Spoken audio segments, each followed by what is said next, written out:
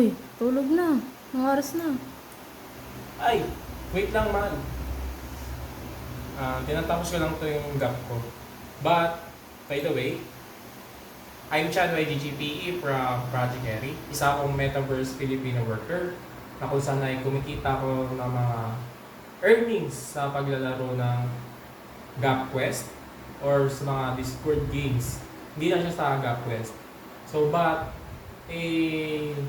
kukwento ko yung true story ko about experience ko about sa Web3 games. So, nagsimula ako sa Web3 games noong 2022. Pandemic days pa lang. Nakilala ko siya yung, alam niyo naman yung Axie, di ba? So, doon ko nakilala yung Web3. So, kumita ako ng kumita, pero hindi siya sapat kasi, bumaba pa yung token. Nung bumaba yung token, ginawa ko minto ko, ganun. Ang nangyari naman is, 2024, bumalik ulit ako. Then, nag-try ulit ako sa mga Discord games. Tapos, sumali ulit ako sa dating guild na Human daw. Kasi, noong 2022, Human daw talaga yung guild ko. So, parang bumalik lang ako. Ganun.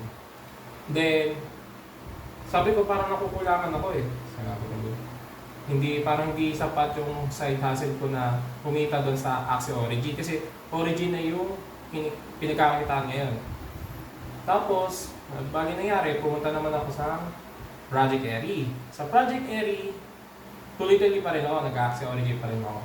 But, nakilala ko sila King and Excuse Me Boss sa GAP na tinatawag Guild Alliance Program ng YGG.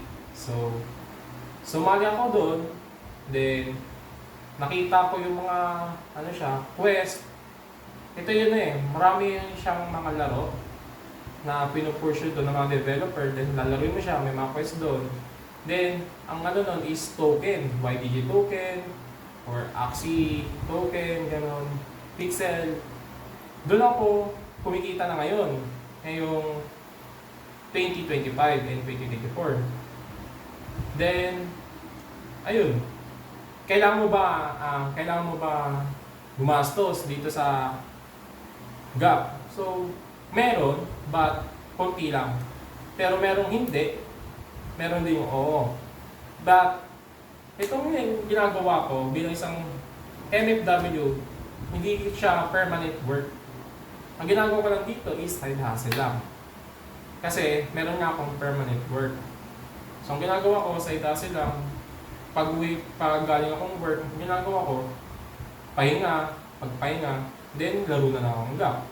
So, ayun ang ginagawa ko. Parang ayun ang nagiging routine ko para kumita.